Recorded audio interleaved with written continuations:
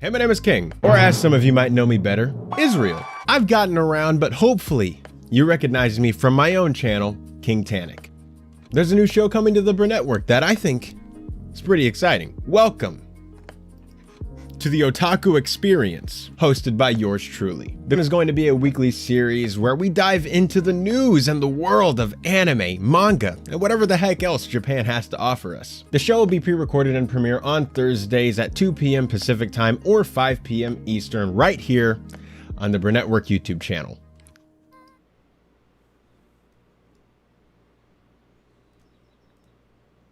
Greetings, imagination connoisseurs. Once again, it is I, your Duke of Dope Discourse, Robert Meyer Burnett. I invite you to watch and listen to the Designing Hollywood podcast, brought to you by Martika Ibarra and the great, legendary Hollywood costume designer, Marilyn Vance. I am afforded the wonderful opportunity of co-hosting the show. If you are interested in the magic of Hollywood, the design of Hollywood, the clothes of Hollywood, watch the Designing Hollywood podcast, available wherever you get your podcasts from, or find the video version on YouTube. That's right, the Designing Hollywood podcast. Why would you ever want to miss it? Especially if you love the movies.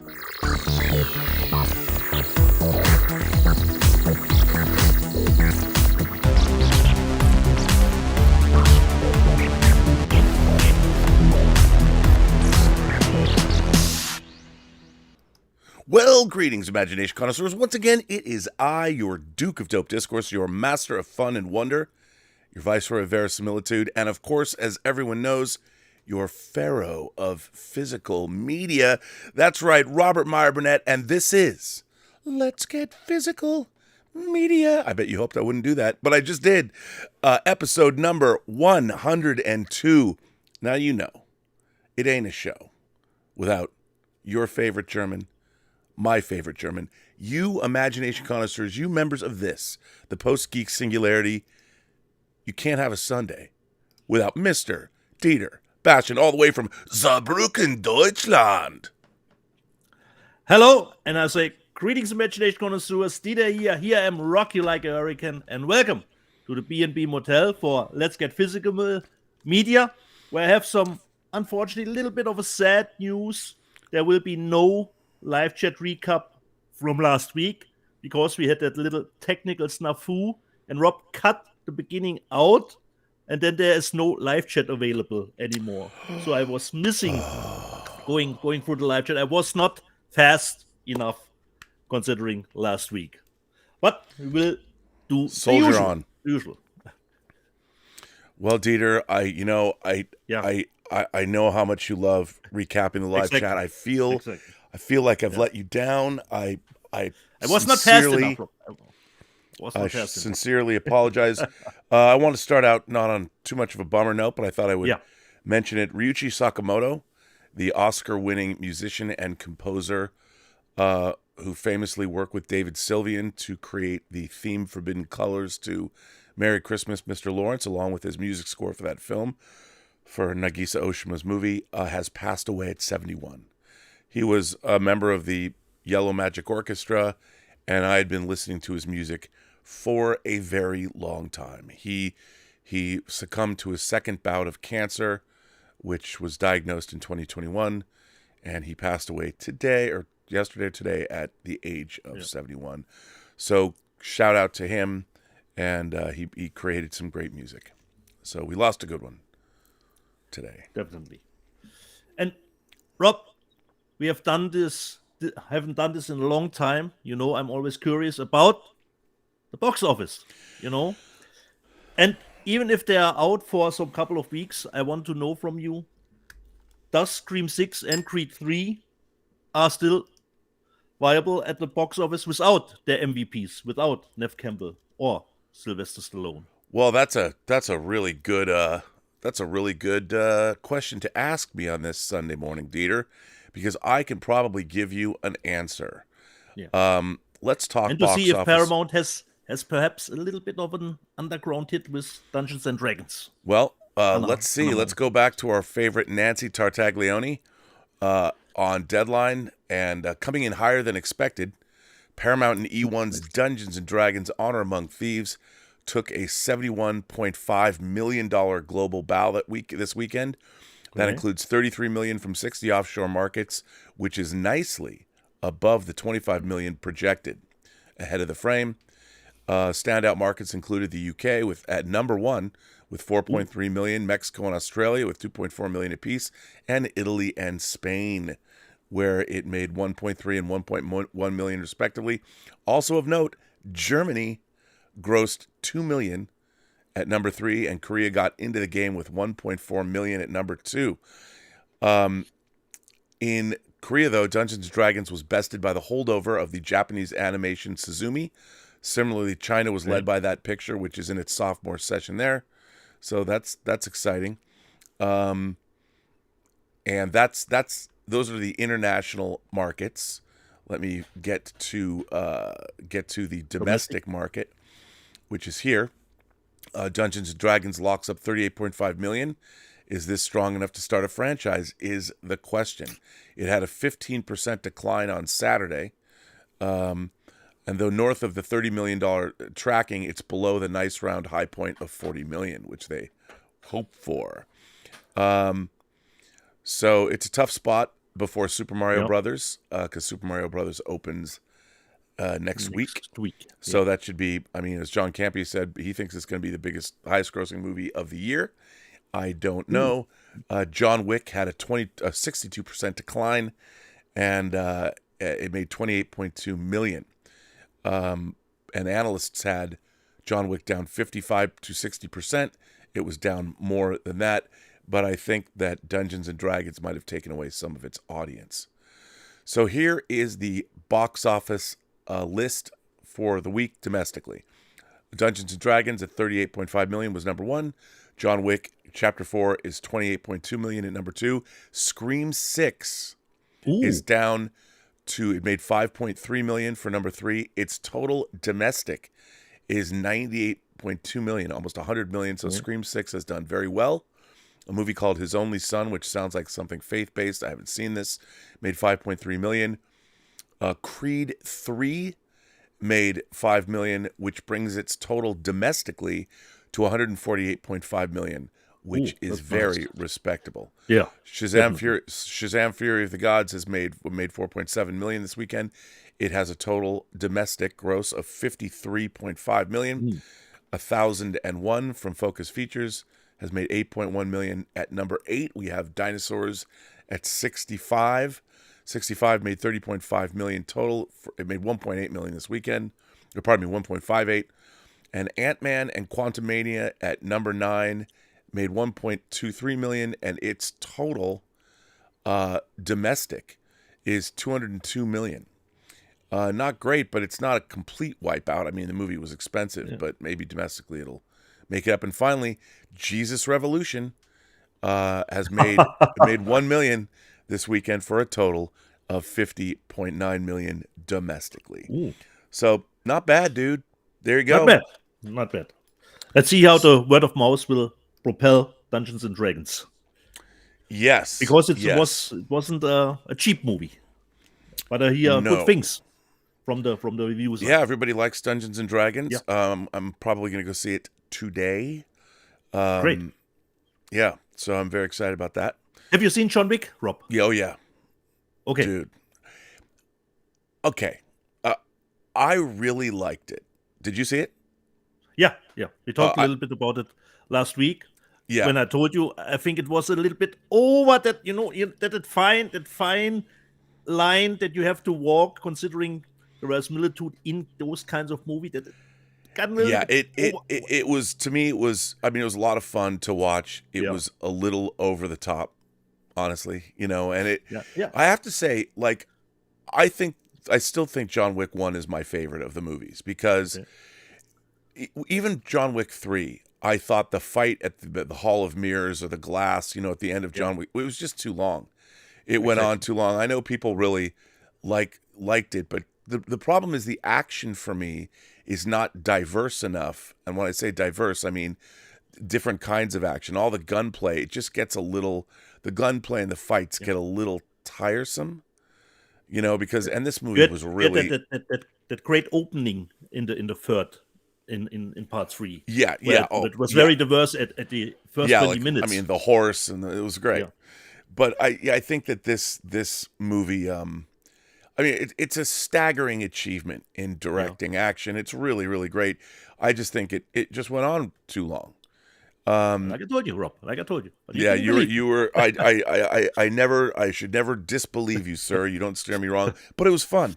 Yeah. I had fun with it. Now there is some breaking news this week that I wanted to talk about. Now, once again, we now live in a world where the things I'm most excited about are the 4K reissues of movies I already have. Yeah, which and but the next stop is dip around the corner. Our friend Kelvin Wellborn, Kelvin was able to acquire for me the imprint box set of The Wicker Man. The Wicker Man, the great British horror film, one of my favorite horror films of all time.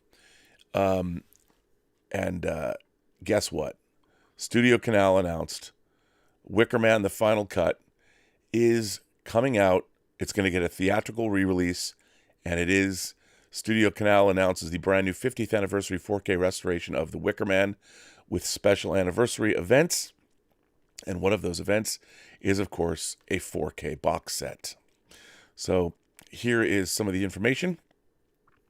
To celebrate the 50th anniversary of director Robin Hardy's folk horror classic, The Wicker Man, Studio Canal has announced a brand new 4K restoration of the film, as well as a series of special events and releases beginning this spring and culminating with an exclusive 4K Ultra HD Collector's Edition released on September 4th.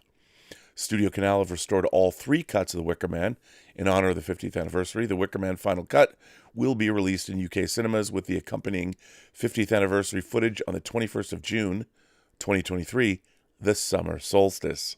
You gotta love that. In the 50 years since its original release, The Wicker Man has achieved true cult status as one of the most revered horror films in cinema history, despite a difficult production and heavily cut original theatrical release. The search for the fabled missing scenes has only added to the myth surrounding a film that still inspires filmmakers to this day. The Wicker Man was directed by Robin Hardy and has a cast featuring Edward Woodward, Christopher Lee, Britt Eklund, and Diane Ciento.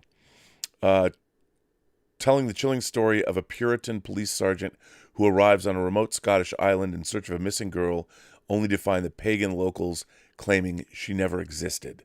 The Wicker Man is also much celebrated for its soundtrack, composed by Paul Giovanni and overseen by Gary Carpenter, featuring haunting reworkings of traditional British folk songs.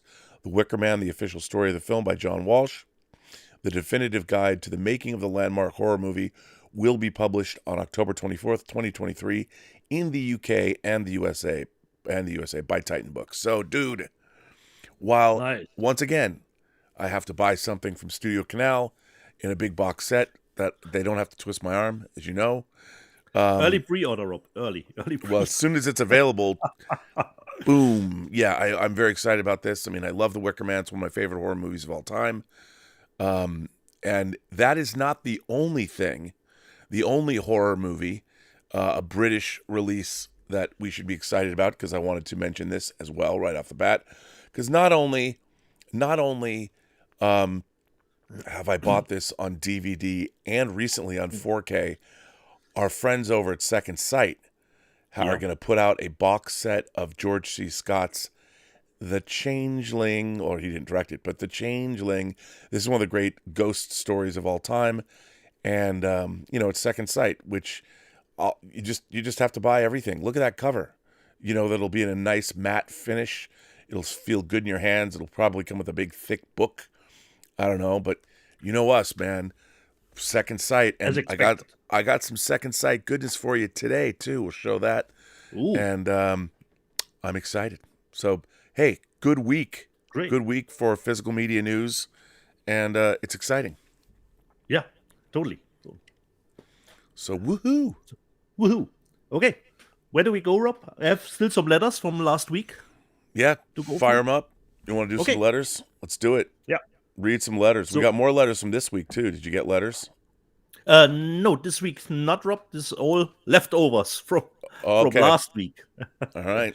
So the first one is from Pete Yakavone. I hope I don't butcher his name too much.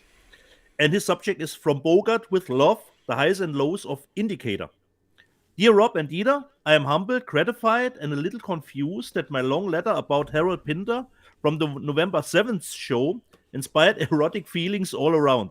I do have to make two unavoidable corrections before moving on to the far more important question of my second favorite box set, which is a riff on a question that someone asked Dieter a few weeks ago.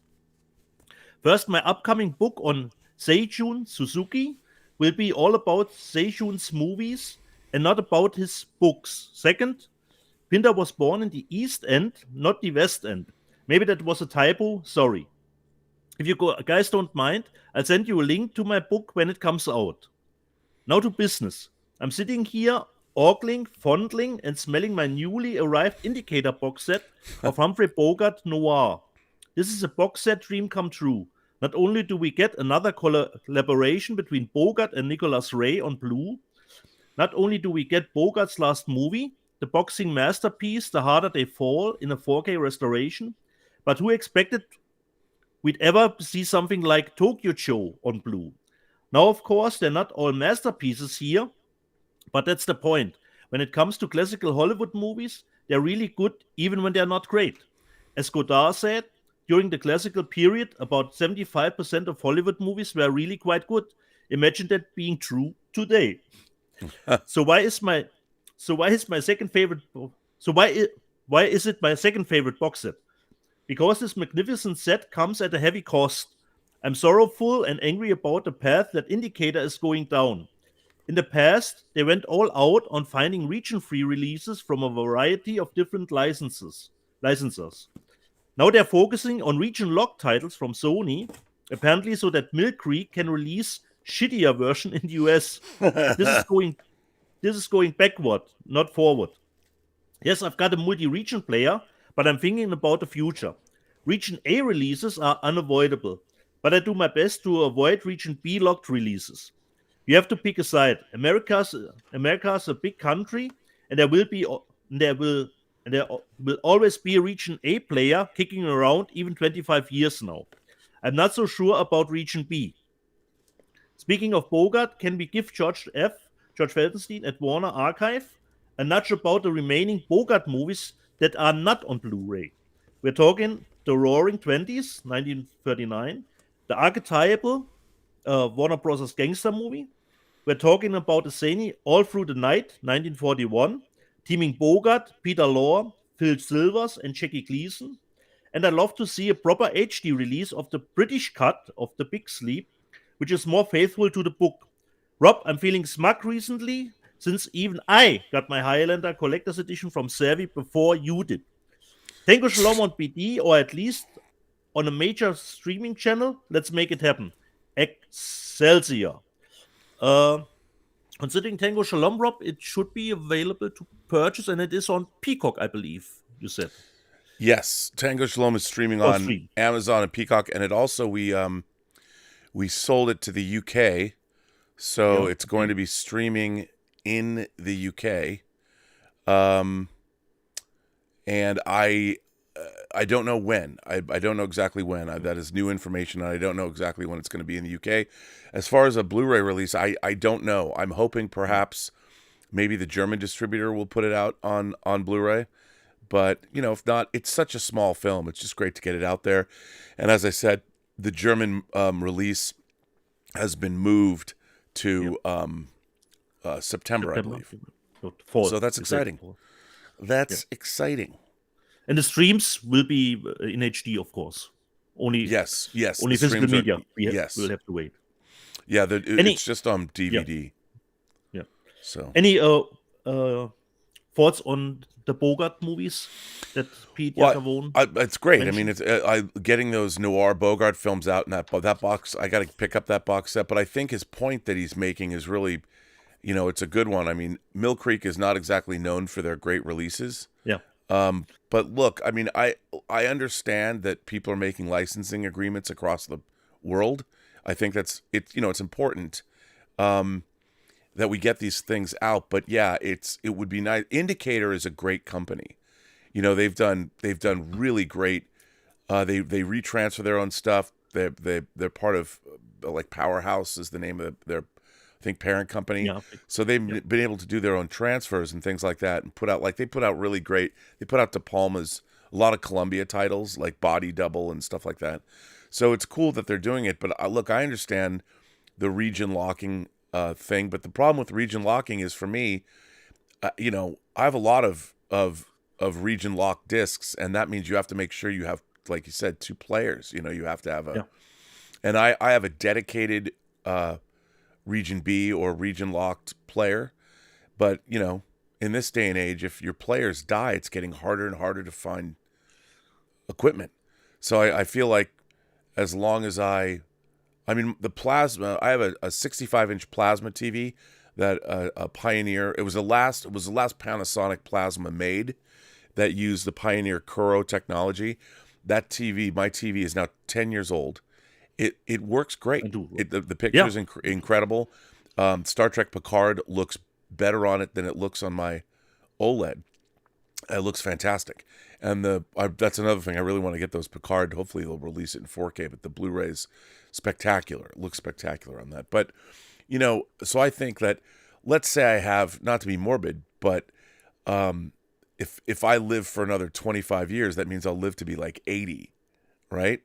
So around that ballpark. Yeah, so Ryuichi Sakamoto, he probably smoked a lot, because they do smoke a lot in Japan, but you think, okay, maybe I should buy 2 high-end players, one region free and one not, that I just put away for a rainy day. Put them in deep like a deep freeze or storage somewhere. So when my PlayStation 5 and Xbox X and the 2 players I have now die, hopefully we can keep this technology going. Or maybe I should just start putting everything on a Plex server. I don't know. Or get 2 video game consoles, one of each. One is a code B, is a code A. Oh yeah, but absolutely. So it's a not to be morbid, but you do have to plan for the future. I want to be able to watch. Last night we have an ongoing film festival on Saturday nights with Elizabeth's parents. We watched Sunset Boulevard, and Elizabeth's dad Murray loves watching the special features. He's a doctor. He was never a big movie fan. Yeah. So we watched a lot. It's been great delving into the special features for these classic movies that we've been watching. We watched All About Eve last week, and of course Sunset Boulevard was a contemporary of the film. They both came out in 1950 and competed against each other at the Oscars. So I thought it was an interesting counterpoint. One's about the theater, one's about the movie business. And we also watched Tar. So that's about. So we're definitely on long station, the arts kick. Yeah. By the way, Tar. The more I watch Tar, the more I love it. It's still my favorite movie of last year. And I was talking to my friend Darren Scott, who's going to start doing a show here on the Burnettwork, he and I were discussing how the last half of that movie bears a striking resemblance to Roman Polanski's Repulsion, because at some point in the movie, Lydia Tarr has some kind of a break, and she kind of goes mad. And, she's seeing a ghost character, this young cellist. We both believe that doesn't exist. And there's an argument that can be made. And it was just, I really love the film. I think it's beautifully made. Her performance is incredible. Yeah. I think all power to Michelle Yeoh, and I've been watching her forever, but Cate Blanchett crushed it. Exactly. And I still, like I told you, I love especially the ending. The ending was Monster Hunter. Oh yeah, it's great, and totally. She's still composing music. Yeah. So, or conducting music. That's what she loves. That's what she loves, even though she went nuts. She's back in the saddle again. Nice. Should I go on with another letter, Rob? Yeah, dude. Well, don't ask me. Power through it, buddy. From our longtime watcher, Vincent from France. It was about our 100th show. Hi, Rob. Guten Tag, Dieter. Episode 100 was awesome. Love George and Bill's comments and those from the other guest. What's his name? Oh, yes, Rob. As I understand from some of you in the chat, it's Dieter show. Anyway, the Rob and Dieter duo works so well. Congratulations to Thomas for the Sony box set and his thorough letter. In his letter, he mentioned the free Enterprise 4K disc. Since Thomas won, can you confirm that the free Enterprise 4K remaster will be produced with 3 different audio tracks by Rob and 1 with Dieter? I was under the impression that this was part of the deal. Rob, any news on the free Enterprise 4K? Well, that everyone wants to see. Yeah, I would love to see it too. The status of free Enterprise on 4K, for those of you who don't know, we have, by the way, congratulations and thank you to all of our new subscribers we have this week. We had over 6,000 new subs, so hopefully there's new audience members, you new imagination connoisseurs who have joined the channel and are watching the show for the first time. So welcome. We had a great member call yesterday. That was fun. And we will continue to do that. So if you're new here, please send us your feedback. Tell us what you think about this show. And, don't say unkind things about Dieter. Just kidding. Who would? So the status of free Enterprise. So I wrote and directed this movie that had its premiere in October. It'll be 25 years since I wrote and directed this movie, starring William Shatner and Eric McCormack, 2 Emmy winners. The movie's been out of print since 2006. The last time it was released was on an Anchor Bay DVD. So it's never been released in HD. Basically, our executive producer who paid for the movie and owns the movie has been reluctant to let us do anything with the film. Hopefully we will convince him. I mean, I would love to get the movie out for its 25th anniversary and in a new 4K restoration where I do what I would consider the final cut, kind of like the final cut of the Wicker Man, to get the final cut of Free Enterprise out there. I don't know if I would put, to be honest, if I would put all the different versions of Free Enterprise out, because they've all, in one way, shape, or form, they're kind of all, it's not like there's much difference in them. And I think there were technical shortcomings in the previous 2 versions. So I would want to do an entirely like a final version. I mean, maybe I would do the other 2 versions, but they're not that different. And so just little trims here and there. Yeah, little. And the some of the stuff, it's just the editorial. I've learned so much about film editing. I've already done a recut of a lot of the movie myself from what exists, and I'm talking about I've changed every edit. When I say change every edit, I mean by frames, 10 frames here, 20 frames there, so less than a second, but it just flows better. And it's just because I've learned more about. We were so precious with our own words. I was not objective enough. I believe you can cut your own material. Soderbergh cuts his own material. James Cameron obviously is a world-class editor. It's just that we are all too enamored, too precious with our own words, and I think that the movie it could benefit from just being pulled up. It would feel much more modern, and that's why putting an older version on it would look to me to be unfinished. Which is, but and that of course goes against everything I believe in collecting physical media. So take that as you will, ladies and gentlemen, boys and girls, gentle beings. But so hopefully we can convince our great executive producer Mark Gottwald to give us access and make a definitive version of the movie. So that's where we're at. Keep your hopes up, people, considering Free Enterprise. Congrats to Rob for getting to live and die in LA, French Blu-ray, and the puppies. I am so glad for you. At least your hurt during episode 99 was followed by joy for the 100. All's well that ends well. My apologies to Elizabeth for the 6th edition of the film. Wasn't it the 7th, Rob? I think it was the 7th. Shh, don't tell. But she doesn't know. This is indeed part of a premium collection from French label Carlotta Films. This includes, from my view, the top hooks of the French Blu-ray market. The essays and illustrations are really spectacular. They released Christine, Network, 4 Hitchcock movies produced by Selznick. Pandora, Love in the Afternoon, Little Big Men in the same collection, and a few more. Thank you for mentioning me on your projected Imagination Connoisseurs worldwide trip. I would be so glad to take your offer to come and see me in Paris, you both. I am looking forward to show you the best remaining physical media shops in Paris and a nice restaurant. The video store you mentioned is Conbini. I am ashamed to say I've never went there. Would be a reason for me to go. Let me know when you come and when the fundraising starts. I wonder if Trash Panda will find his fix in Paris.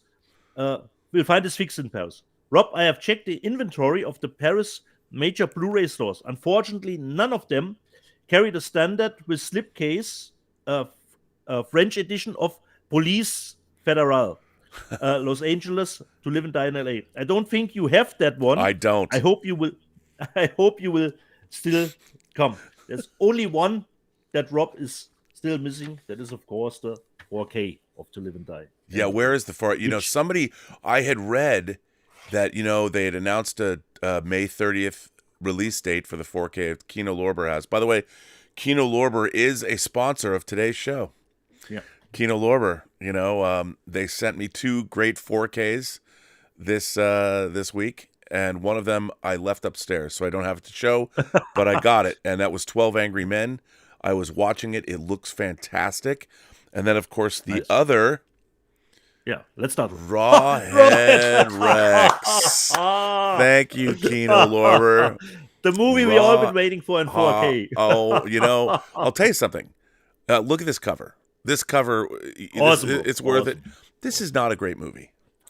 No. But this is but great... Rob, I only remember it from the VHS days. I haven't seen that movie in a long time. Yeah, it is what it is. But this is a great 4K disc. I mean, when I say great, for its source material, it's chock-a-block full of special features. Ooh, that's nice. Kino Lorber is... they're probably all legacy. I haven't worked my way through, I opened it, I put it in my little 4K cases. But it sure looks good. It's not the greatest. It's a cover purchase, Rob. Cover purchase. Yeah, I mean, look at that. Come on, dude. Yeah. Is that fucking metal? That is one metal cover. Totally. Yeah. So, yes, I got that. Help me, Rob. The story was from Clive Barker, but yes, he didn't direct Rawhead Rex. No, I don't remember. No. Although George Pavlu, he must have had a great because it says story by Clive Barker on the bottom and directed by George, as if George Pavlu was as good as Francis Coppola. And you know what? In the world of Rawhead Rex, who's to say he's not? Who's to say he's not? So thank you, Kino Lorber. You guys, Matt at Kino Lorber, shout out to you, buddy. Between George Feltenstein getting me hooked up with Warner Archive and Matt over at Kino Lorber hooking me up there, I want to thank you guys. And I have to say the 12 Angry Men disc is quite good. Yeah. And I really appreciate that Kino Lorber, they have O-rings on all their discs. Yeah. And I really, really appreciate what they're doing. I mean, I think Kino's doing a fine job. And although, I just asked them to send me 4K discs. I should have asked them to send me everything because you know what they're putting out? Stone cold, buddy. Exactly. I'm trying to do. Not that long to wait, Rob. We got to do the Stone Cold appreciation show. We got to get special guests. I want Craig Baxley, I want Brian Bosworth, and I want Lance Hendrickson to come on a show. Maybe it'll be a Designing Hollywood show, and we'll just talk about the greatness that is Stone Cold. Because if you haven't seen Stone Cold, my friends, you imagination connoisseurs, you are missing out. Yeah, definitely. And considering Designing Hollywood, it doesn't have to be costumes. Considering your interview with Jerry Bruckheimer, Designing Hollywood can be totally a different kind of meaning. Absolutely. So we're branching out. As a matter of fact, I did an interview. I'll talk about it a little later when it's more refined, but I did do an interview with a production sound mixer who's worked on a lot of Marvel films, worked on a lot of great movies. We had a great conversation, and I had never delved into sound design for movies in Designing Hollywood, but I have done that now, so that's pretty cool. Can't wait to drop that. We are moving Designing Hollywood over to this channel, so you're going to start seeing it all, which is great. Very excited. Awesome. So, Rob, you started to show some one title. Should I show some titles too? Yeah. I mean, that we get to the heart of the matter. Yeah, let's just we'll get right to the heart of the matter. Yeah. Yes. At first, I did show it last week. One of the, unfortunately, news this week, I haven't watched many things this week because I'm still making my way through Resident Evil 4, the masterpiece from back in the day. Still have a good time. So unfortunately, I have not watched a lot of stuff this week. The only thing that I finished, just a quick one, I finished Shrinking on Apple TV Plus. Really nice show, but it took for me 2 or 3 episodes to get into the groove. It's made from Bill Lawrence, who did Scrubs series, and from Brett Goldstein, who most people know from, of course, Ted Lasso. So really, really nice one. But it took for me 2 or 3 episodes to get into the groove of the show. But now I'm looking forward to the second season. Another nice one from Apple TV. The next one, it's probably, I think it's only out in the US in 4K. Really looking forward to this one. At perhaps the Easter weekend, the animated movie, which I'm totally a fan of, The Prince of Egypt, which I often use back in the day, considering sound, because I like the music of the movie and had great voice cast. Haven't seen it in a long time. Really looking forward to The Prince of Egypt in 4K.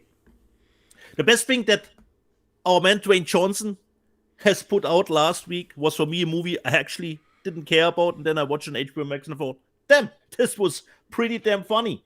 And I bought DC's League of Super Pets because I had a great time with it. Of course, just an O-ring, it's the slipcover, nothing special. And it's only out, I believe, in the States, and I believe it's in Hong Kong. There's a 4K release of Super Pets, which then comes with a Dolby Atmos track. The normal Blu-ray, I believe, comes just with the DTS master audio. But I had a great time with Super Pets.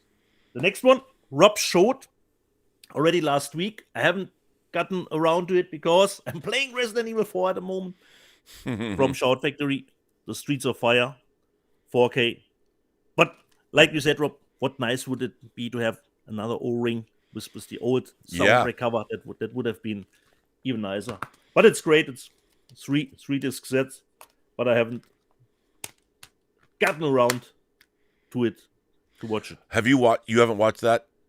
No, I haven't gotten around to it, Rob. Dude. But you told me you are very, very happy with the. Dude, it's spectacular. Nice. And the next one, I know a lot of people already jump off board for this series, but I'm going until the end, and I'm always have watched the series on Blu-ray. I never watched it on streaming. I always bought the series, and of course I bought the complete and 11th season of The Walking Dead to complete the series, but I haven't watched it. The Walking Dead, the 11th and final season of this long and, for me, outstanding show. Yes, even the later seasons. So this was the first of my haul, Rob. Well, I will keep you on screen. I will show you what I got. Yeah. So in addition, I should say, Kino Lorber did send me the 12 Angry Men. I just left it in my media room because I was looking at the transfer. I got a couple of very cool things from the UK. One is this steelbook, a 4K steelbook. And let me get it out here. Take it out of the container. Of David Bowie's Nicholas Roeg's film, The Man Who Fell to Earth. That's nice. I love this movie, and this was a must. I pre-ordered it. It does come with a poster. It comes with a disc. It's come with the Blu-ray and the 4K. From Studio Canal? From Studio Canal. Okay. And I watched this. It looks spectacular. I love this movie. It's great to have it. I'm a big Nicholas Roeg fan, so having this come out was great. Another film that I love that came out from Scream Factory in 4K. It's funny, it came out before the original, but the 4K of Exorcist 3 This has both the Legion version on it, not in 4K, but this is basically there's more special features on this. Great disc. It looks incredible. This is one of my favorite horror films of all time. The Exorcist is my favorite horror film of all time, but this is great. It has one of the greatest screenplays. It also has one of the greatest dream sequences of all time that stars Patrick Ewing and Fabio, which is nuts. Ooh. So getting this from which version would you prefer, Rob? Considering to be honest, I do like the theatrical version. Yeah, and that's the only one that is in 4K on the set. Yes, and it's great to have. So thank you, Scream Factory. I very much appreciate that. And then I'm gonna, I pulled a Dieter. Get in the back, Rob. No. Oh, nice. Come on, dude. Nice play. I have a I love his action films. I bought Greenland. I buy the Olympus. I buy the Has Fallen series. Yeah. I could not get this in 4K. It's got my man Mike Coulter, who I got a man crush on. Come on, how could I not get Plane in 4K? I will say this though. Should be extras from Cliff Stevenson on it. I believe there are Cliff Stevenson extras. So why not buy Plane? Cliff's our great friend. He's probably the best. I mean, with Charlie not doing as much work, but Cliff Stevenson's probably the best physical media special features producer that's working today. And how can you not get this? As a matter of fact, Cliff was the first person that told me how good this movie actually is. So I really liked it. Now, this you're going to find interesting. So in America, they released this, Dieter, a special edition of All Quiet on the Western Front. But you know what this is? It's a German media book. The format is... Isn't it from MPI, Rob? Yeah, but they kept the... okay. Well, actually, this is from... It says Cape Light. So it's the German label. So it's the German, but it's formatted just like one of the media books that you've got me. The only other time I've ever seen these media books is from the German releases. Like, you got me things like Showgirls and Mortuary. And so, but this was domestic. So Cape Light releases, because this is a Netflix movie in the States. So I'm sure they had a special deal. Here too, Rob. Yeah, so they carved out, because it did get a theatrical release. So I was happy to get this. I thought this was very cool. When I saw it was this special edition, I didn't realize that it was actually the German media book.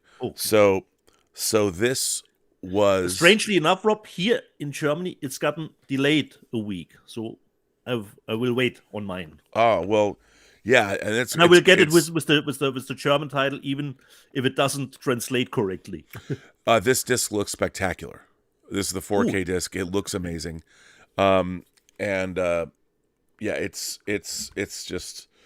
fantastic, and it sounds. Was very happy with the Academy Awards that it received. Yeah, so I had to get this. I mean, it's absolutely terrific.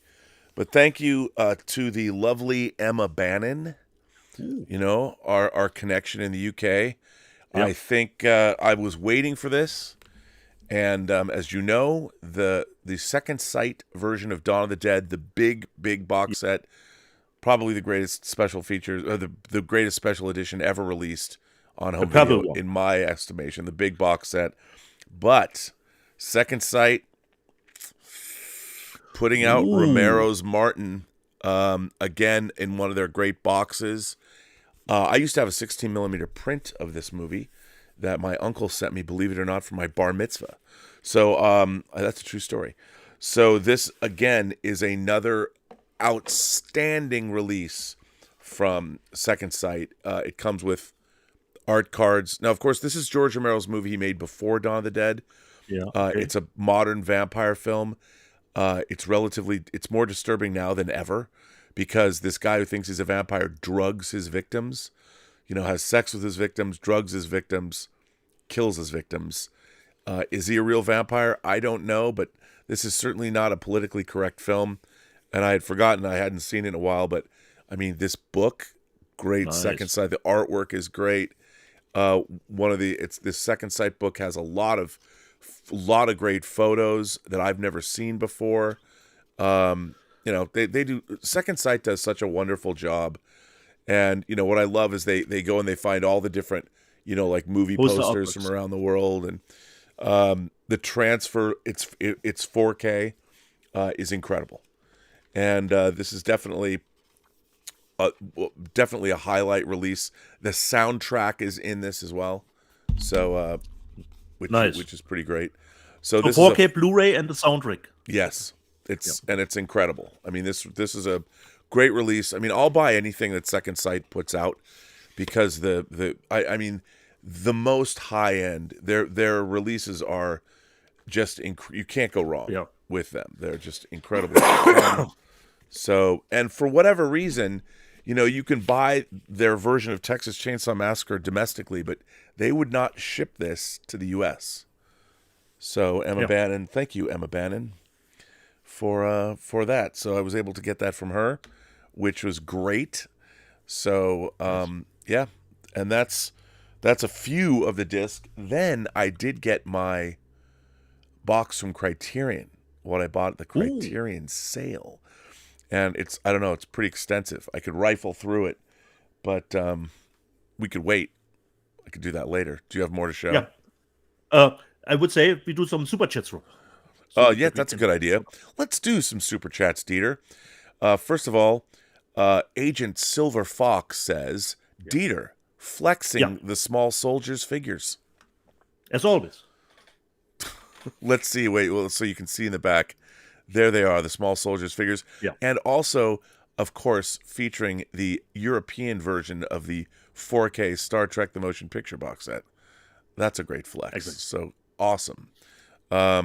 Agent Silver Fox noticing. See, you sharp-eyed viewers. We love that about you. Marco Lanny says, Dieter, on a scale of 1 to 10, how good was Scott Adkins' German accent in John Wick 4? You asked me that on, I believe, Instagram. It was. I have to watch the movie again to really, really focus on his. It was pretty cool because he was heavily made up. You had to love. I love that what they did with him. But for me, Rob, actually, it would have worked if they left Scott just as he is, just with his gold teeth. Yeah, it didn't. He didn't really need the fat suit, but okay. Nice. It was maybe you wanted to be like Les Grossman, Tom Cruise doing Les Grossman in Tropic Thunder, which, by the way, I want to point out, great 4K disc from Kino Lorber. If you like Tropic Thunder, 101 Johnny says his only son is about Abraham and Isaac. Oh, that's good to know. So it is a faith-based movie. I didn't know that. I like that, though. Interesting. 200 Watt Studio, our friend 200 Watt Studio says, Studio Canal restoration, hard pass. I'll keep my theatrical and director's cut with most likely the proper color grading. Well, 200 Watt Studio, yes, they have been.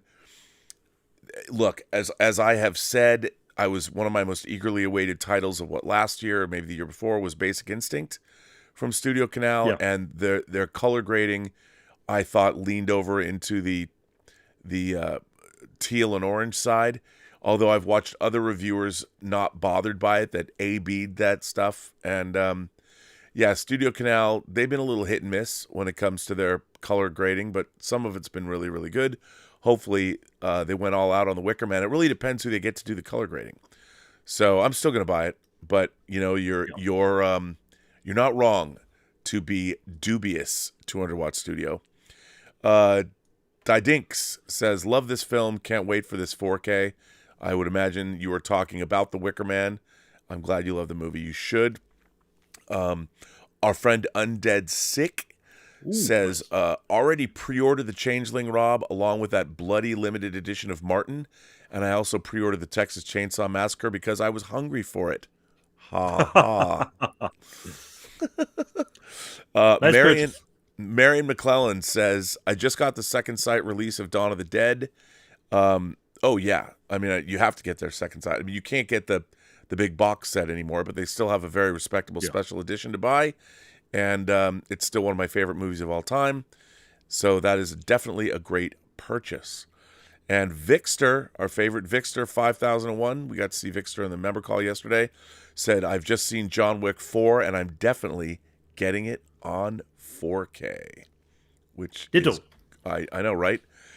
Peter actually, this is from yesterday, but I'll read it anyway. Yeah. Peter sent in a $20 tip and said, thanks for your channel and all the best to your community, which is great. The tip link is in the description below. It's just a different way you can do that. Stubble McShave says, I like Ronin with De Niro, but I love Ronin. It's so good. John Frankenheimer, but it was my worst cinema experience. It was before digital projection, and they had mixed up reels 4 and 5. Oh, man. It resulted in 2 hard cuts in the big car chase with scenes in the wrong order. What are your thoughts on the movie? I think Ronin is great. I mean, for those of you who haven't seen it, the great John Frankenheimer directed it. And it does star Leon. You know, he's in there. Robert De Niro's in there. Sean Bean is in there. It's a great Natasha McElhone is in there. It's a great cast, European locations, France, car chases, great car chases, and great characters, and I just love it. I love Ronin. Although there is inexplicably there is this really weird process shot where they add, like, a car is like peeling out, it's backing up, and you see the smoke of the tires. It's so, like, what? Yeah. I mean, could you see wires in that CGI, shot? not the best CGI from back in the day. It's terrible, and I mean, otherwise, I know exactly what you mean, Rob. Like, I even wanted to point out that shot to myself. What is up with that? Yeah. Tom Jr. Jackson sends in a super sticker, a fist bump super sticker. Yeah, but if you guys haven't seen Ronin, you know, a lot of people, as much as I love To Live and Die in L.A., the car chases in Ronin are pretty spectacular, especially when they're going through Nice. You know, how they've done it. Oh man, was great. It's some great stuff. So yeah, it's good. So that catches us up. And it will come out on 4K from Kino Lorber, I believe. Ronin? Or am I wrong? It might. Isn't there a 4K in the works from Ronin? There might very well be. I think you might be right about that. I mean, Kino Lorber, I have to say, you know, they're crushing it in terms of, like, you had got me the 4K of Serpico, you know, the European version, that's coming out in 4K. So it's really interesting that a lot of these deep catalog titles, like the Taking of Pelham 1, 2, 3, that Kino put out in 4K is fantastic. And for the most part, you know, they put out Paramount titles in 4K. They're doing a great job, and I'm happy to support them. And I love, you know, just getting things like Mystery Men in 4K, and that disc looks incredible. I'm not a huge fan of that movie, but the disc is great. So if you love that movie, it's a great presentation to have, and to have Tropic Thunder. I mean, why Paramount licenses out a movie like Tropic Thunder to Kino Lorber? I mean, maybe they think it's not politically correct anymore or something, but it's a great film. I mean, it's a great comedy. That movie is hilarious, and its satire is biting. It's really good. So I don't understand why they. But hey, I'm happy to take it all. You know, they did a great job with the Man with No Name trilogy. So Kino Lorber's been killing it, and again, their O-rings, their use of O-rings. There's an O-ring on 12 Angry Men. Really appreciate that. So good stuff.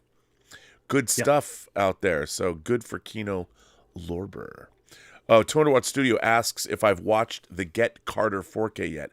I have not. You know what? It's funny that you say that, because I just rearranged I moved, and you'll start seeing, I don't know if anyone's that interested, but probably next week, I will be broadcasting this show from over there, so my background will be my physical media collection. So I moved, and my 4Ks I've partitioned them. I brought them out, so they're on a separate shelf. And so every time I move my 4K discs around, I keep looking at the Get Carter and not watching it. Like I instead the other night, or two weeks ago, whenever I watched Croupier, the 4K of Croupier with Clive Owen, which is a beautiful transfer. Wouldn't Get Carter be a great movie for your Saturday night evenings with Elizabeth's? You know what? That's not a bad idea. You know what? I think they might like that. A British. So 2 birds with 1 stone, Rob. British crime thriller. Yeah, it's been an interesting. It's funny, they're not into sci-fi or horror, but I was thinking that maybe I could show them Invasion of the Body Snatchers from '78, Philip Kaufman's, which is another Kino Lorber 4K title that looks terrific. Yeah. I think because it's genre elements, other than the fact that alien pod people are taking over the city of San Francisco, but I don't think it would be a turnoff for them. I think it would be an interesting film. Could be Paranoia. Just in the fine line for them. Yeah, and I was thinking to accept it. I was thinking that because they're Adventists, we might watch Contact, because it might have some interesting. We might get into some interesting philosophical or spiritual debates. I don't know. We'll see. But it's been fun. And let's see. We did get since I've been talking. Michael says, he sends in a super chat and says, first time watching live. I just wanted to say hi. Nice. Well, Michael, hi, Michael. Welcome. As you're one of us now. But thanks for watching. Appreciate it. Nice. Yeah. So there we go. So Rob, I will continue with the 2 letters I still have left. Mm-hmm. The next one is from our longtime writer Brian Knight. Robert, you listed several movies you think the mysterious day will be coming after. Violent, gory movies are not at risk. Emmanuel, Charles Ben's Cinderella, the X-rated Alice in Wonderland, and Jess Franco movies are what they will be going after. Instead of the Antonio Banderas Zorro, I would suggest the 1975 Alain Delon Stanley Baker version. The last 10 minutes sword fight, second only to Adventures of Robin Hood. Bonus movie, Red Sun, Alain Delon, Charles Bronson, Toshiro Mifune, and Ursula Andress. That was his tips for us, Rob. I love it. And those are good. He says he says we are good. He says we are good on all our sicko stuff, Rob. Yeah, well, I don't know. I mean, maybe. I think the sicko stuff, I think they'd come after our. So for those of you who don't know, we're always talking about that. When the wokesters or the secret police come, the jackbooted thugs that come to our house to take to censor us, between books being censored and everything else, that they're going to come for our collections. But so that means that Thriller, A Cruel Picture, would get left behind. But my beloved 70s bush porn, like the Taboo box set I got from Vinegar Syndrome, that would be taken away. That's a sad state of affairs. That's terrible. Or you Emmanuel box set. Yeah, which is always on big on display. I love my Emmanuel box set. I mean, you'll be able to see it in the background. The great thing about that Emmanuel box set is it comes with reproductions of the one sheets, like full on 27 by 41 one sheets. And I feel like I should get them all framed and then hang them in the bathroom. Would be a nice bathroom. Yeah, that's what I think. They're great. The posters are great. Currently in our media room, we have a bathroom in the media room. There is my original one sheet of Dracula Has Risen from the Grave, which is one of my favorite one sheets of all time, because the picture, it's black and white, and it's a picture of a woman from here to here, so you see her cleavage, and then but on her neck it's black and white, but on her neck are 2 pink Band-Aids. And it says Dracula has risen from the grave, and in parentheses underneath it says, obviously. Because she's already been... It's one of the greatest movie posters of all time. It's an original one sheet. That's hanging in the bathroom. So maybe I could get away with the Emmanuel discs. Nice. So there you go. So the last letter comes from Pedro Ferreira, and he says, "Hi guys. I just wondered what you think about the recent annoyance from fans about the recent Superman 4K box set. Putting the fact it doesn't include Superman Returns or any extended edition of the Chris Reeve Superman movies in the box set is getting a lot of negative press for not only its late press release, but also the fact they used an inferior version of Superman in 4K instead of the remastered version that was promised and touted by people like Bill Hunt. Do you think we might see Warner do a course correction later in the year and give fans a 4K version of the 2011 Superman Anthology box set? Also, just to annoy you, Hashtag bring back boomerang phasers. Kind regards, Pedro. So, Rob, do we know anything specific about the Superman set yet? I've heard a lot of chatter, a lot of talk. Yeah. I haven't talked to George about it. It's unfortunately like Superman Returns because of Bryan Singer's legal troubles and Kevin Spacey's the accusations and the court cases. I'm sure that it's too bad because, I worked on that movie for a long time, and I made a 3-hour documentary on the making of that film that's on the Blu-ray, and I would have liked to contribute more. Like I'd love to go back in and do our like original 6-hour cut of the documentary on the making of Superman Returns, but that's a whole different issue. I'd love to get it in 4K and Dolby Vision, but yeah, I don't know which versions that Warner Brothers, they're aware of it. I think they want to give everybody the best version of the film that they can. Yeah. I have the 4K disc. The Superman's come out. Should it probably be the same as I don't one we had? Honestly, I don't know. I haven't really looked into that far. Yeah. I do know they delayed it, like, was it by a month or just a couple weeks? It's like a month or something. I did pre-order that box set from Amazon that's like sold out, but had to get that. Let's keep our fingers crossed. And I read this morning, Rob, or yesterday, the Rocky will get a replacement. Oh, okay, good. They will get a replacement program. At least now, for the international market, I know, because Universal is distributing the stuff here. Yeah, that it's funny because Warner Brothers themselves did not do the work on that disc. It was done outside of Warner Brothers, and then they agreed to distribute. So which is a bummer because I didn't buy any of the Rocky movies for that reason. And maybe if Universal's releasing it in Europe and they're going to do a box set, I might get the European box set instead. Yeah. They're just distributing it, Rob. But they are the Warner press disc. So, but there will be an exchange program for them. So let's keep our fingers crossed. I don't know what disc they exchange or do not, because there were different technical stuff wrong with them. But they're doing an exchange program. Yeah, it's interesting because Cliff Stevenson has been working on, they've been working on a Rambo set. And the Rambo set, they were able to locate 70 millimeter sound elements, things they didn't have because some of the previous box set they released, which is I have that metal box. It's very cool, but the versions of the movies were not the best. And Cliff and the people at Lionsgate, they've spared like no time or expense. They're getting everything they can together. It's truly going to be the definitive box set that has all the different soundtrack versions that you can get, because they weren't able to get some of those elements.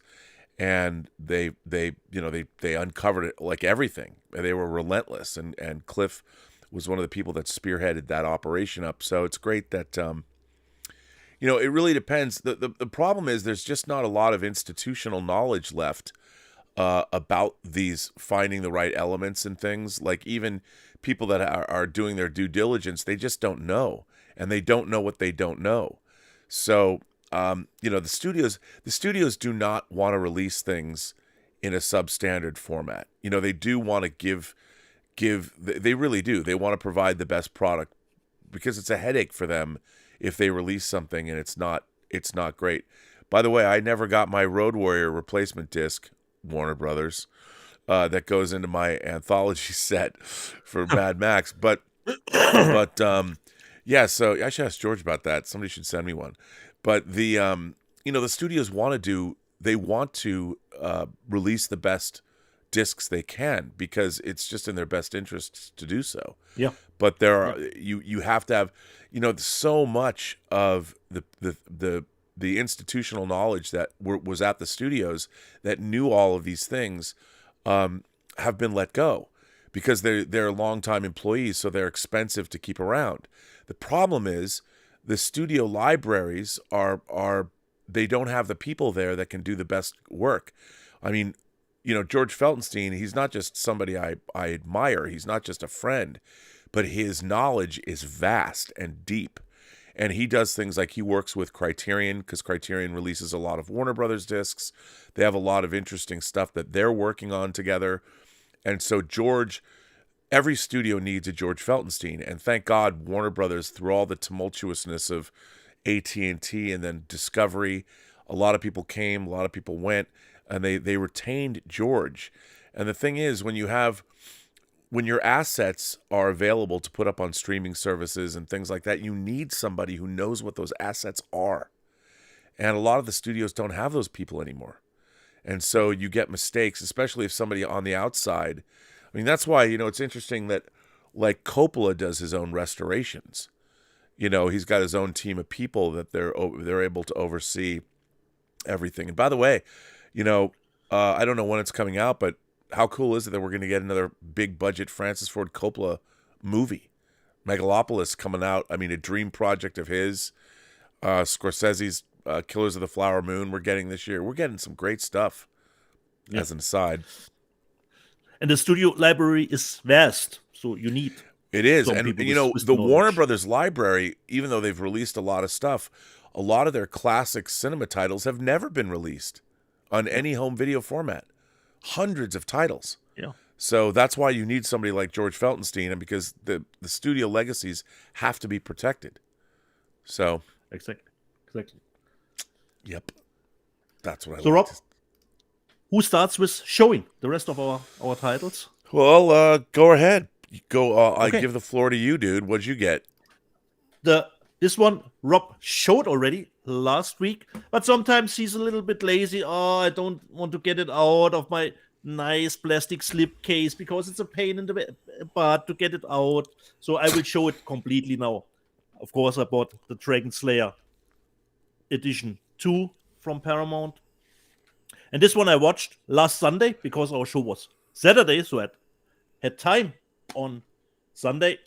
And Rob, if I remember correctly, there was one in the super chat who said the movie was too DNR for him, or read it or something like that. For me, the transfer is great, but I wasn't expecting, Rob, the crane to be this fine. I was really expecting it to be a lot thicker, considering the movies. So there's only one scene where it appears a little bit DNR, but it's just the glowing of the candles, I would presume, which gives it a little sheen that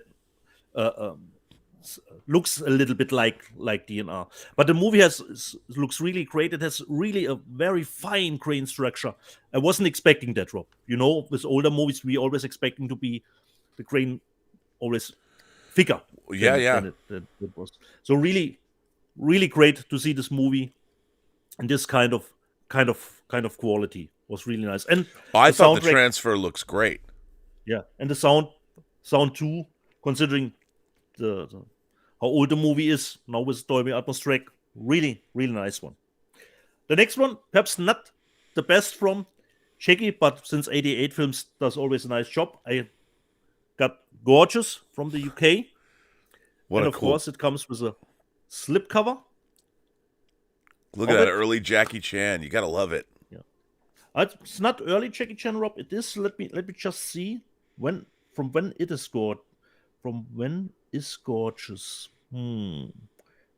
If I can find the year, 2011, Rob. Really? With that picture you pulled out, it looks like he's like 20. Yeah, 2011. Well, what do I know? Was this the first?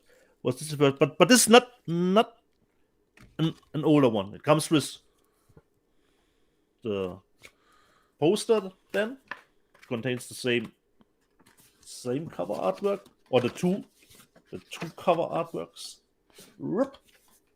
See that picture of Jackie?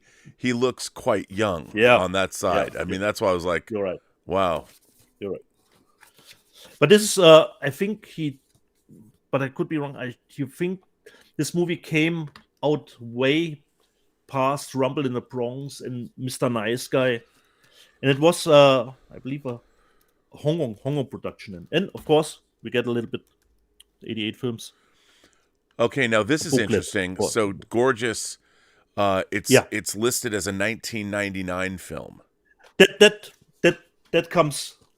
will be true, Rob. That around the 2000. I remember it 2000. Yeah, I don't know that makes sense it says to me. 2011 here. Perhaps it was the first distribution. Because my man Tony Lung's in it.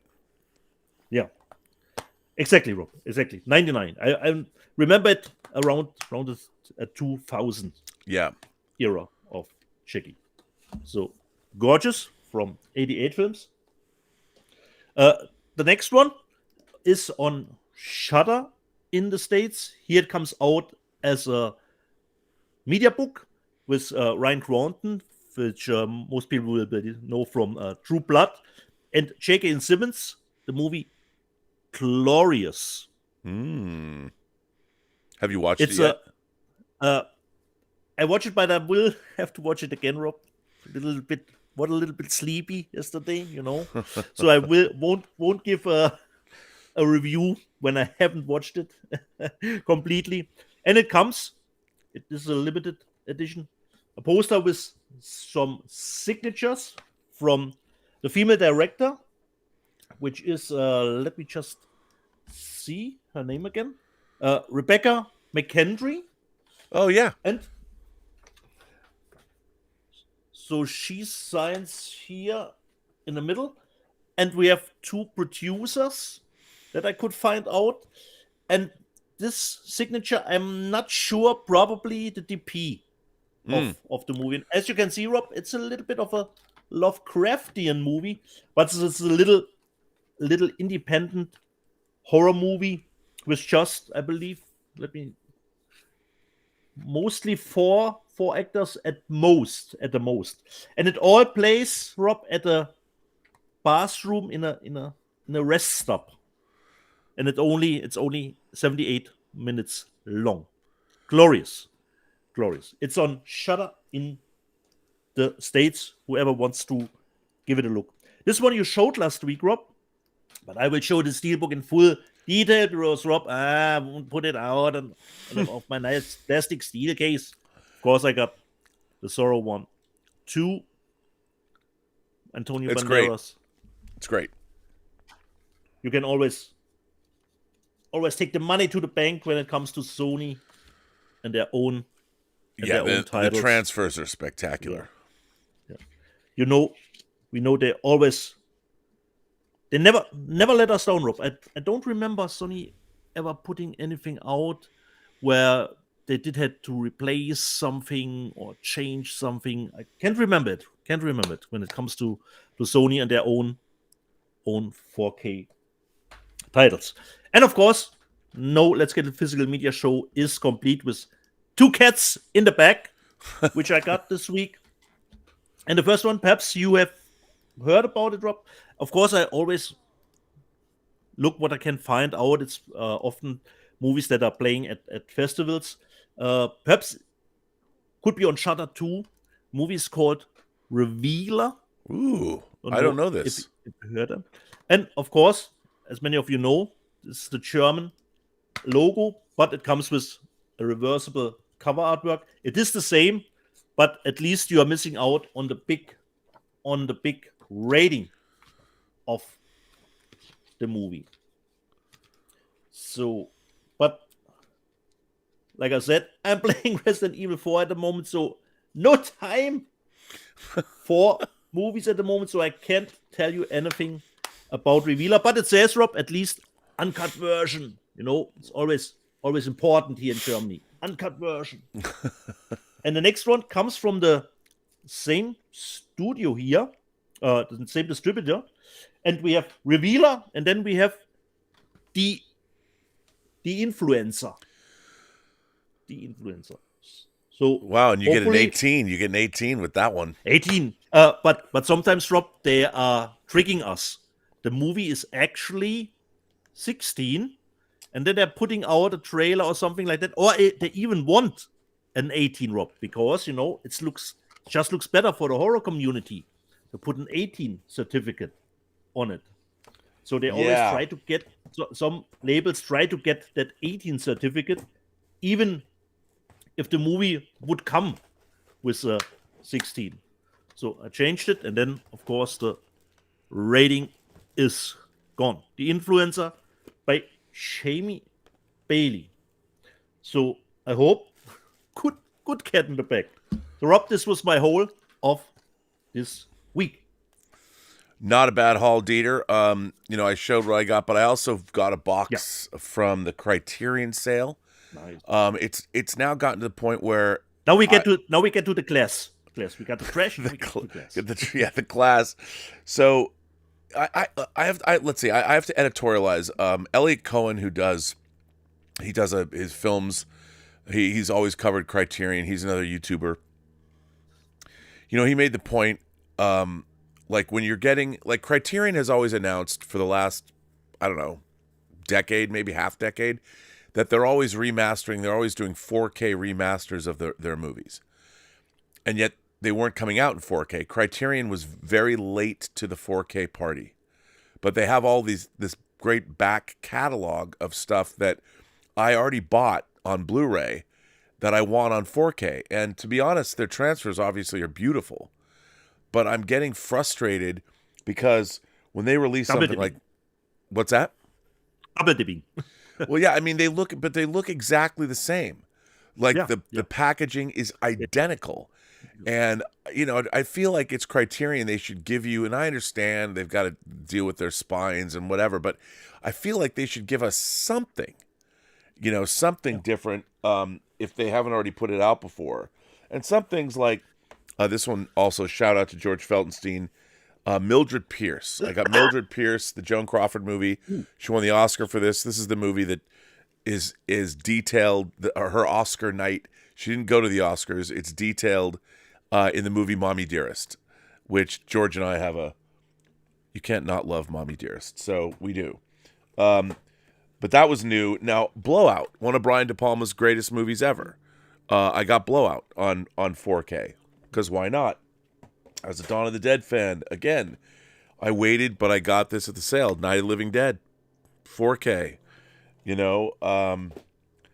Dazed and Confused. And this is really cool because Dazed and Confused, even the Blu-ray has a die-cut cover. Now, exactly. This is identical to... Yeah. I mean, Dazed and I love this movie. Richard Linklater's, I think it's his second film after Slacker. I love this movie. This is one of my favorite hangout movies. I love it.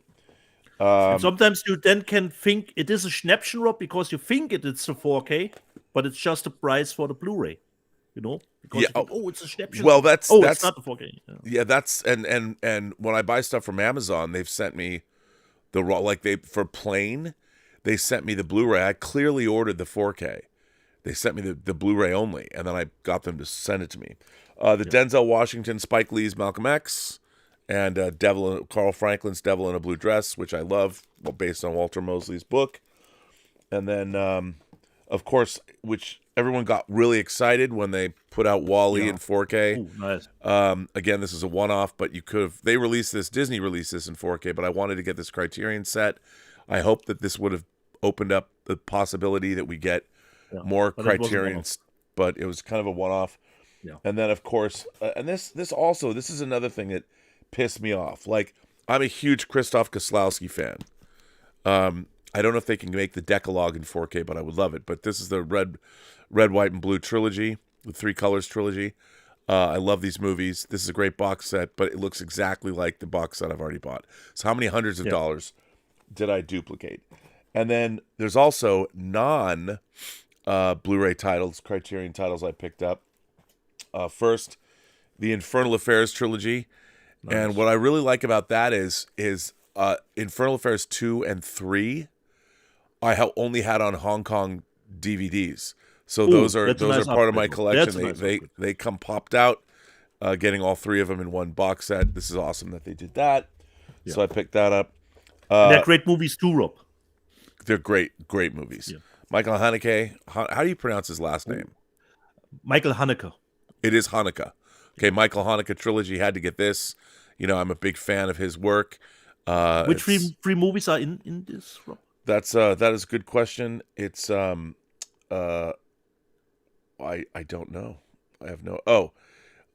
Benny's World, The Seventh Continent, and Fragments of a Chronology of Chance, all which I have not seen. Have not seen these movies because I have another Michael Haneke box set, but I haven't seen these. So this is pretty cool. I'm looking forward to delving into those. And this was kind of a nice surprise that Criterion put out an early John Woo movie, which I actually like very much. Ooh. Last Hurrah. Oh, nice. For chivalry. And I love this beautiful cover. Really like that. I'm a huge John Woo fan. This is early. I want to say late. Yeah, 1979. Early John Woo. But so that was my entire haul. Nice. So nice. And whenever I look at the Criterion sale, there's very little Criterion left that I don't have that I want. Just because I've been buying it, I've been buying Criterion discs now. Next year, 2024, I will have been buying Criterion discs for 40 years. 40 years. Because I bought my first Criterion laser discs in 1984 when they put out King Kong and Citizen Kane. My first Criterion Laserdisc was RoboCop, but it was a round drop. Help me. 1996, 97. Yeah. Around when they released that director's cut. Yeah. So it's crazy to think, that I will have been buying Criterion stuff for 40 years. That's nuts. Yeah. We got a few more super chats. Yeah. 200 Watch Studio says, I'm doing a review of Get Carter and the Long Good Friday for my channel. Well, what's your channel, dude? I'll promote your channel. Hitchhiker42 says, Rob, the Grand Tour works on Region B players fine. I showed that was the David Toohey movie that I showed last week. It's probably just not region coded. Sometimes they release discs that are not, they have no region coding. Paramount's discs don't usually have region coding on them. No. Or CBS discs. And sometimes the cover is not correct considering region code. Yep. Sometimes. Danzig 1979 became a member of the channel. Thank you, Danzig 1979. I appreciate that. Nice. Albion also became a member of the channel. Thank you, Albion. Very much appreciate that. Walter Whitewalker says, trade Dieter a puppy for an authentic Schnauzer. Do you have an authentic Schnauzer to try? Not running around here, Rob. Yeah, I was going to say, I can't even begin. I can't. I'd love to keep one of our puppies, but to have 4 dogs is insane. Yeah, insane. Crazy. Blunt Philly Reviews says, pre-ordered Showgirls. Thanks to this program last week, fellas. Thank you. Can't wait to rewatch that madness in full 4K glory. Well, even the German 4K disc looks spectacular. Jost Vicano's photography, it's a wash in color. It's definitely something to have. It's something to love. And don't forget that the documentary. You don't know me. Yeah, that you don't know me. That's right. It's great. So that's all good stuff. Do you want to hear the news? Yeah. So let's start out with sales figures for the week. We've got these These are the top 10 Blu-ray bestsellers for the week ending March 25th. Dragon Ball Super Superhero. So kids are still buying Blu-rays. Megan, Star Trek Strange New Worlds Season 1. A lot of people bought that. Babylon, which I'm still waiting for my Steelbook. Where's my Babylon Steelbook? Babylon is number 4. Number 5 is Dragon Slayer. I love to see when old catalog titles sell well. That sends a clear message to the studios. Number 6, Puss in Boots: The Last Wish.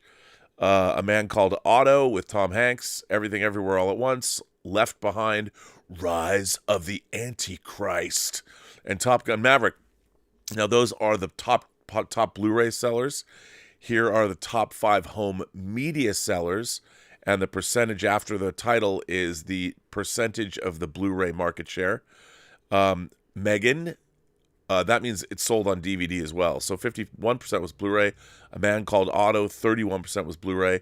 Left Behind, Rise of the Antichrist, only 23% was Blu-ray. But hey, Star Trek Strange New Worlds Season 1, 58% Blu-ray.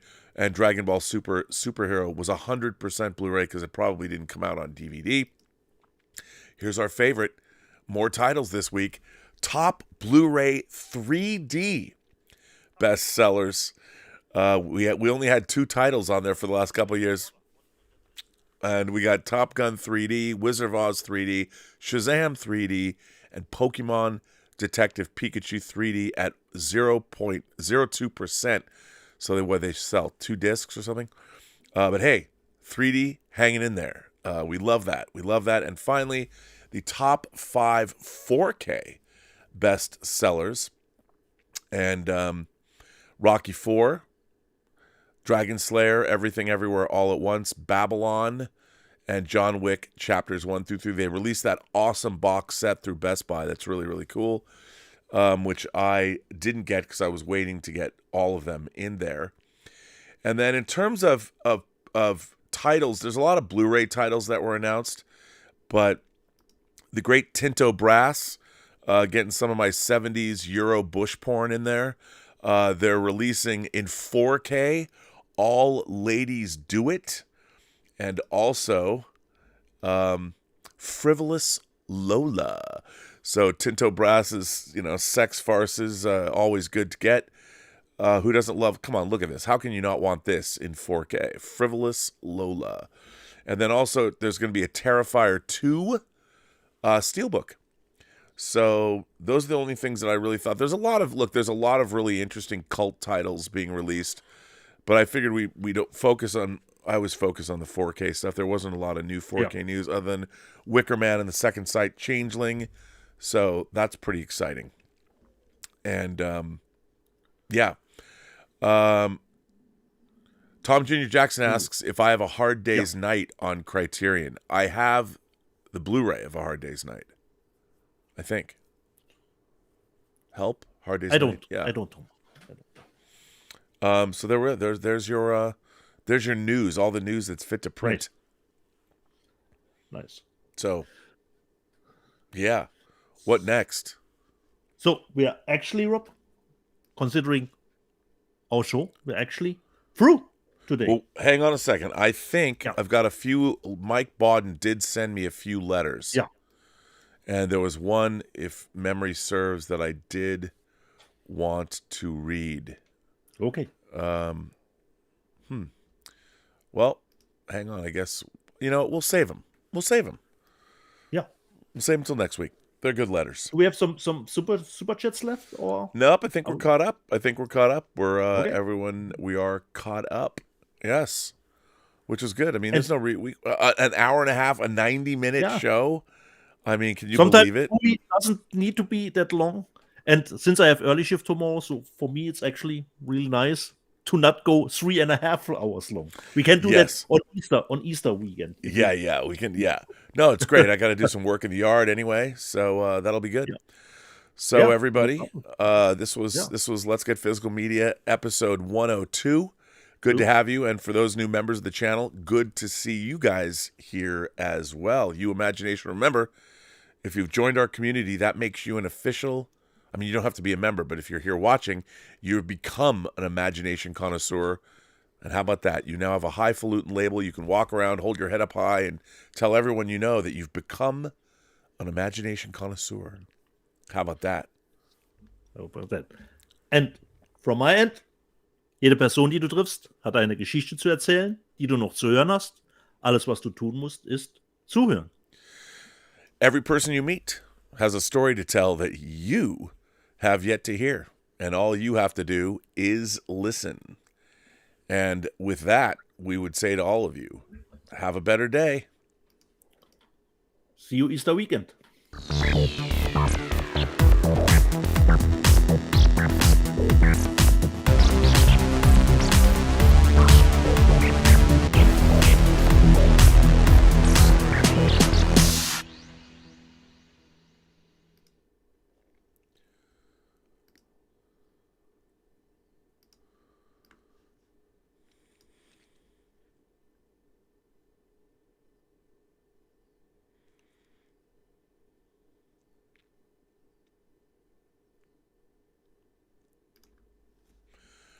All right, we are out.